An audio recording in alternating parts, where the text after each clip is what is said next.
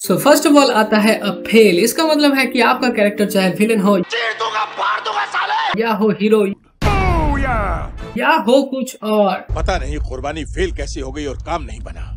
Character का design होना चाहिए charming, strong and visual interest. Total मिला के एक क्यूटनेस होना चाहिए, चाहे वो 2D में हो या हो 3D में। अगर आप कोई भी एनिमेशन कैरेक्टर ठीक से देखोगे तो आपको पता चल ही जाएगा। और अफेल सिर्फ कैरेक्टर डिजाइन में ही नहीं, फ्रेश एक्सप्रेशन करते टाइम भी देना पड़ता है।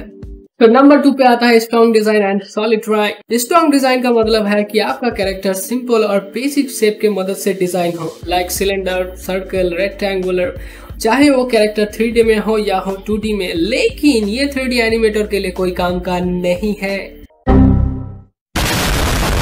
इन 3D सॉलिड डिजाइन का मतलब है कि आप जब भी कोई पोज क्रिएट करोगे तो वो 3D में होना चाहिए और अवॉइड करना है स्ट्रेट लाइन, जैसा कि आप यहाँ पर देख सकते हो। और ये है, मैंने पोज क्रिएट किया है और ये पोज बिल्कुल आपको 3D में देखने को मिलेगा। और यहाँ पर मैंने अवॉइड किया है स्ट्रेट लाइन। और अगर मैं विदाउट 3D में पोज दिखाऊं तो आपको कुछ इस तरह का देखने को मिलेगा। और ये बिल्कुल एकदम कोई काम का नहीं लगता, कोई अपील नहीं है, कोई फीलिंग नहीं है इसमें।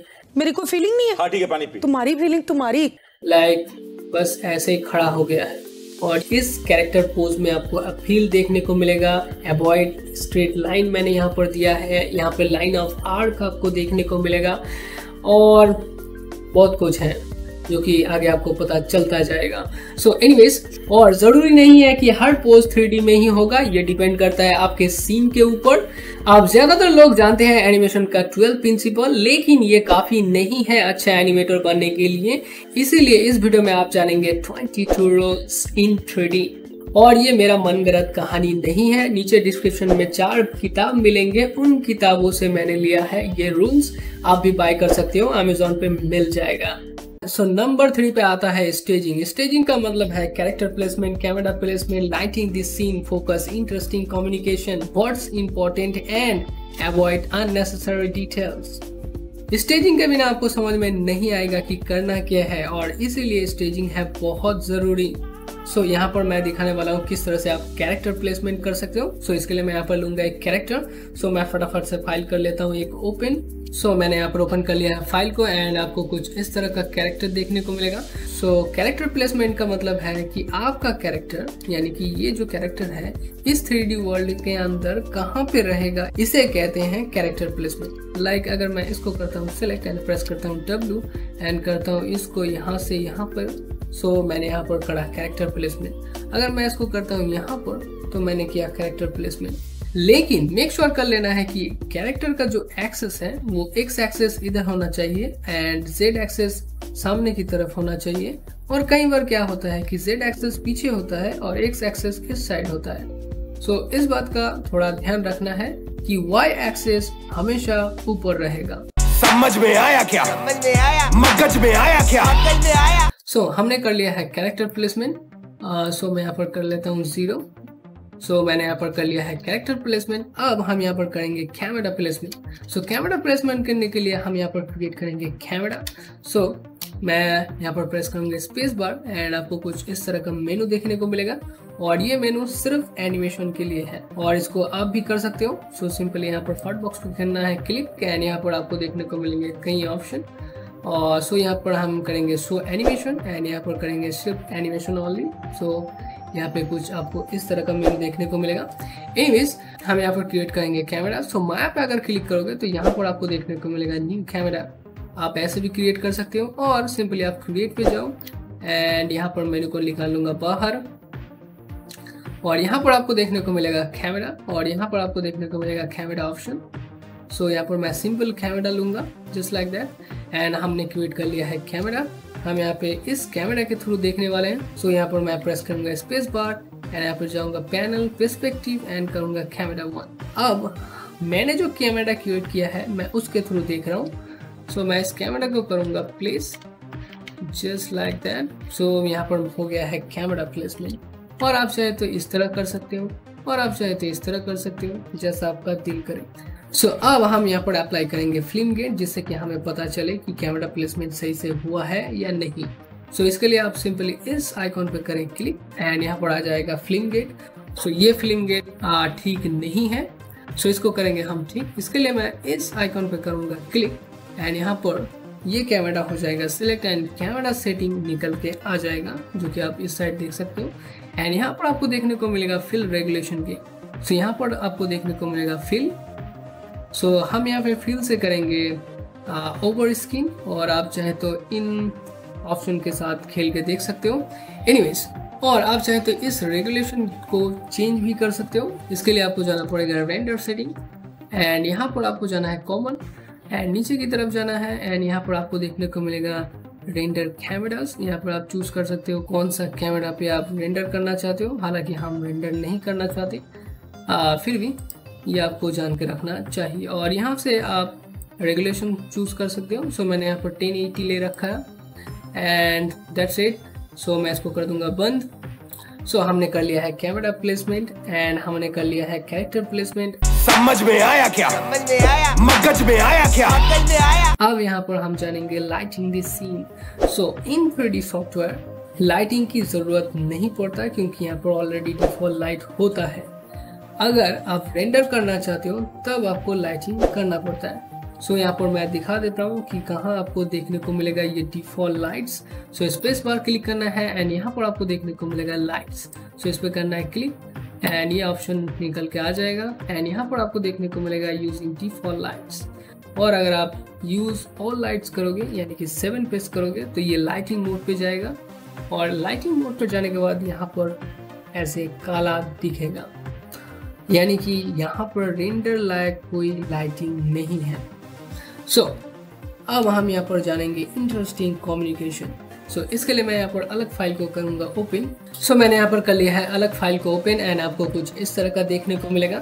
सो इंटरेस्टिंग कम्युनिकेशन का मतलब है कि आपके सीन के अंदर जब मल्टीपल कैरेक्टर्स होंगे और जब वो कम्युनिकेशन करेंगे तो उनके पोज बढ़िया होना चाहिए जिससे कि व्यूअर्स को देखने में अच्छा लगे, और इसे ही कहते हैं फोकस इंटरेस्टिंग कम्युनिकेशन सिंपल भाषा में। सो अब आता है what's important and avoid unnecessary details. So जब ये फाइनल निकलेगा यानी कि रेंडर, तो इसके आसपास जो चीजें होंगी वो इस सीन के अकॉर्डिंग होना चाहिए। जैसे मान लीजिए किसी कैरेक्टर को आप रिच दिखाना चाहते हैं तो उसके पास आईफोन होना चाहिए, ना कि कोई टूटा हुआ फोन। अब आपको समझ में आ गया होगा कि क्या जरूरी है और क्या चीज अवॉइड करना है। सो ये था स्टेजिंग। सो नंबर 4 पे आता है एक्टिंग एंड पैंटोमाइम। इसका मतलब है कि कैरेक्टर का बॉडी लैंग्वेज साफ समझ में आना चाहिए। कैरेक्टर के इमोशन को समझने के लिए फ्रेश एक्सप्रेशन की जरूरत ही ना पड़े, और इसको समझाने के लिए मैंने यहाँ पर क्रिएट किया है कुछ पोजेस, और जैसा कि आपको यहाँ पर देखने को मिलेगा कुछ इस तरह से। सो नंबर 5 पे आता है कीज एंड ब्रेकडाउन। सो किसी सीन का मेन पोज होता है की पोजेस, जैसा कि आप यहाँ पर देख सकते हो। ये है की पोज एंड ये है की पोज, एंड ब्रेकडाउन जो होता है इन दोनों कीज के बीच में होता है, जैसा कि आप यहाँ पर देख सकते हो। ये पोज जो है ये ब्रेकडाउन पोज है, और ब्रेकडाउन का काम है कि एनिमेशन को ढीला करना जिससे कि एनिमेशन देखने में अच्छा लगे। और ये एक छोटा सीन है इसलिए आप यहाँ पर सिर्फ एक ब्रेकडाउन देखने को मिलेगा, लेकिन जब सीन बड़ा होगा तो यहाँ पर इन कीज के दरमियान आएगा एक्सट्रीम की। एक्सट्रीम की उसे कहा जाता है, मान लीजिए किसी सीन के अंदर कैरेक्टर जब डायरेक्शन बदलता है तब जो पोज क्रिएट होता है उसे कहते हैं एक्सट्रीम पोज।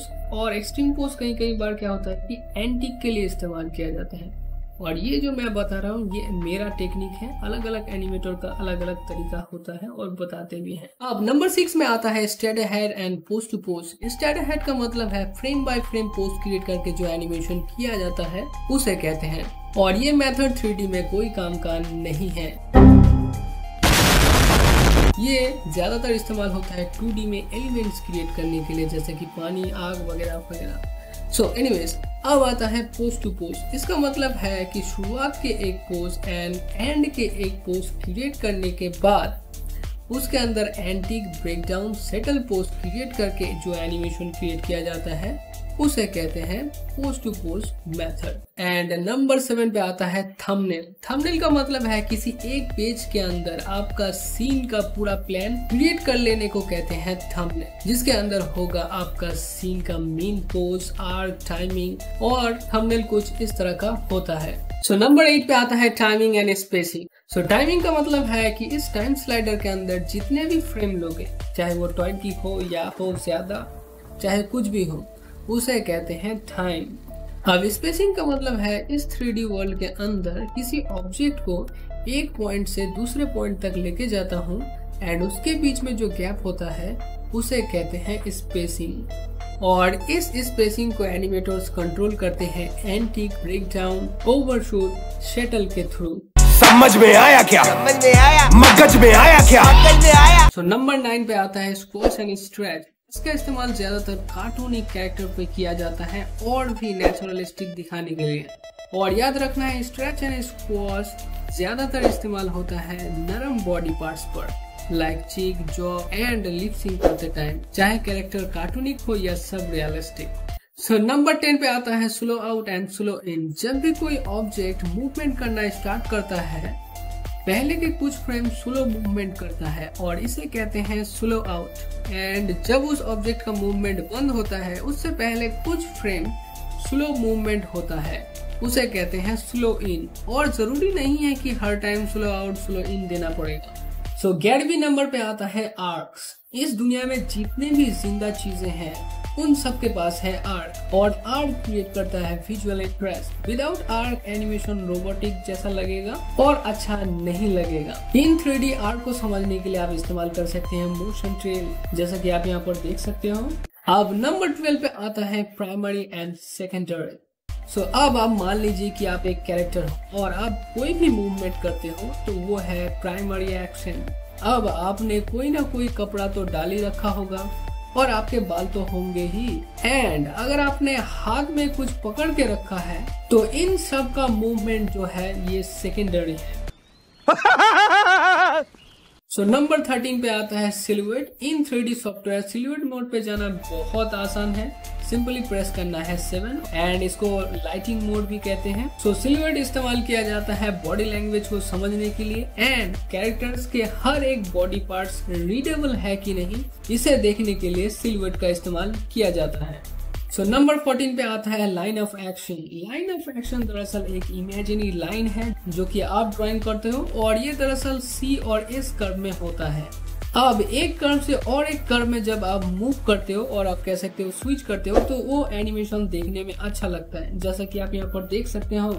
समझ में आया क्या? समझ में आया? मगज में आया क्या? तो नंबर 15 पे आता है एंटीक, ओवरशूट, शटल, और अगर एनिमेशन कुछ ज्यादा ही बड़ा हुआ तो ये हो जाता है एंटीक, एक्शन, ओवरशूट, शटल। अब इस चीज को समझना बहुत जरूरी है, नहीं तो आप 12, 13, 16 सेकंड का एनिमेशन कर ही नहीं पाओगे। सो कुछ अल्फाबेट यानी कि वही अपना ABCD, तो कुछ ABCD मिलकर होता है एक वर्ड एंड कुछ वर्ड मिलके होता है एक सेंटेंस एंड कुछ सेंटेंस मिलके होता है एक पैराग्राफ, राइट। सो ठीक इसी तरह ही कुछ पोज लेकर बनता है एक सीन छोटा, एंड कुछ छोटा सीन लेके बनता है एक बड़ा सीन, एंड कुछ बड़ा सीन लेके बनता है एक एपिसोड, एंड कुछ एपिसोड लेके बनता है एक मूवी, और या कह सकते हो एक बनता है सीरीज। जैसा कि आप यहाँ पर देख सकते हो इस वीडियो में, यहाँ से यहाँ तक है एंटीक। सो एंटीक का मतलब होता है कि कैरेक्टर जो करना चाहता है उससे पहले का जो मूवमेंट, उसे कहते हैं एंटीक। उसके बाद आता है एक्शन। एक्शन का मतलब है कैरेक्टर जो करना चाहता है वो कर रहा है, उसे कहते हैं एक्शन। एंड उसके बाद यहाँ से यहाँ तक आपको देखने को मिलेगा ओवरशूट। ओवरशूट दरअसल दिया जाता है एनिमेशन को बेहतर दिखाने के लिए एंड टाइम को मैनेज करने के लिए, एंड अन्य रीजन भी हो सकते हैं, ये डिपेंड करता है आपके सीन के ऊपर। एंड यहाँ से यहाँ तक है सेटल। सेटल का मतलब है कि बॉडी सेटल होना, जैसा कि आप यहाँ पर देख सकते हो, यहाँ पर बॉडी सेटल हो रहा है। समझ में आया क्या? समझ में आया? मगज में आया क्या? मगज में आया? एंड नंबर 16 पे आता है ऑपोजिट एक्शन। इसका मतलब है कैरेक्टर्स के बॉडी पार्ट्स ऑपोजिट डायरेक्शन में रिएक्ट करेंगे, और ये बहुत जरूरी है नेचुरलिस्टिक एनिमेशन करने के लिए। सो नंबर 17 पे आता है काउंटर पोज। इसका मतलब है कि कैरेक्टर का कमर और चेस्ट रोटेट करके डायनामिक पोज क्रिएट करने को कहते हैं काउंटर पोज। सो मैंने यहाँ पर ऑलरेडी कुछ बना के रखा है, जैसे कि आप देख सकते हो यहाँ पर। सो नंबर 18 पे आता है लीडिंग एक्शन। इसका मतलब है कि कौन सा बॉडी पार्ट्स एनिमेशन को लीड कर रहा है। जैसा कि आप यहाँ पर देख सकते हो, सबसे पहले ये कौन इस एनिमेशन को लीड कर रहा है, एंड उसके बाद आपको यहाँ पर देखने को मिलेगा ये फिंगर लीड कर रहा है। एंड यहाँ पर सिर्फ कॉनी और फिंगर ही नहीं, आप चाहे तो कोई भी बॉडी पार्ट से एनिमेशन को लीड करवा सकते हो। ये डिपेंड करता है आपके ऊपर, आपके सीन के ऊपर। तो नंबर 19 पे आता है ब्रेक जॉइंट्स। इसका मतलब है जॉइंट्स को ब्रेक करना, जिससे कि कैरेक्टर और भी कार्टूनिक एंड नेचुरलिस्टिक लगे, और आप कह सकते हो रियलिस्टिक लगे। समझ में आया क्या? समझ में आया। मगज में आया क्या? मगज में आया। सो नंबर 20 पे आता है follow through, overlap and drag. So follow through का मतलब है कि चाइल्ड ऑब्जेक्ट्स मेन ऑब्जेक्ट को फॉलो करेगा डिले के साथ, और इसे ही कहते हैं फॉलो थ्रू। और फॉलो थ्रू ज्यादातर कैरेक्टर के hand, hair, tail and cloth में देखने को मिलेगा। सो अब आता है ओवरलैप। इसका मतलब है कि चाइल्ड ऑब्जेक्ट्स मेन ऑब्जेक्ट से डिले के साथ मूवमेंट करेगा, जो कि निर्भर करता है ऑब्जेक्ट के वेट, मास एंड स्पीड पर। और ओवरलैप को डिले देना और करना भी कहते हैं, और ये कैरेक्टर के चेस्ट, हेड में देखने को ज्यादातर मिलेगा। सो अब आता है ड्रैग। ड्रैग का मतलब है कि ऑब्जेक्ट ओरिजिनल पोजीशन पे ना होके कहीं और पे होना, और ये ज्यादातर आई में देखने को मिलेगा। और यहाँ पर आप देख सकते हो ये है ओरिजिनल पोज, और ये ओरिजिनल पोज में अभी नहीं है। एंड इस जगह से जब अचानक दूसरे डायरेक्शन में ये आइज जाएंगे, सो बेसिकली इसे ही कहते हैं ड्रैग। सो 21 पे आता है एसेंस। इसका मतलब है कि साउंड के ऊपर एनिमेशन करना, हेलो देयर, और इसके लिए साउंड को सुनना और समझना पड़ेगा कि साउंड कहाँ पर हिट कर रहा है। और सबसे अच्छा होता है कि साउंड के वॉल्यूम को चेक करना, चाहे वो माया के अंदर हो या किसी और सॉफ्टवेयर के अंदर। जैसा कि आप यहाँ पर देख सकते हो, जहाँ पर साउंड वॉल्यूम ज्यादा होगा वहाँ पर साउंड हिट कर रहा है, और इसके लिए आपको यहाँ पर देखने को मिलेगा ये एनिमेशन, हेलो देयर। एंड यहाँ पर आप सुन सकते हो कि ये कह रहा है हेलो देयर, यहाँ पर हेलो लो पर हिट कर रहा है। इस तरह से आपको बोल के, सुन के समझना पड़ेगा कि कहाँ पर, और साउंड वॉल्यूम चेक करना पड़ेगा कि कहाँ पर एक्चुअल में साउंड हिट कर रहा है। सो इसे ही कहते हैं एसेंस। समझ में आया क्या? समझ में आया। मगज में आया क्या? मगज में आया। सो नंबर 22 पे आता है एग्जैक्यूरेट। एग्जैक्यूरेट का मतलब है कि कैरेक्टर के पोज एंड फेस एक्सप्रेशन को बढ़ा चढ़ा के दिखाना, जिससे कि कार्टूनिक एंड नेचुरलिस्टिक लगे और व्यूअर्स को देखने में अच्छा लगे। जैसे कि गुस्से को और गुस्सा दिखाना, सैड को और सैड दिखाना। समझ में आया क्या? समझ में आया। मगज में आया क्या? मगज में आया। सो इस वीडियो में इतना ही। देखते रहिए देखो CGI 30 का ठिकाना।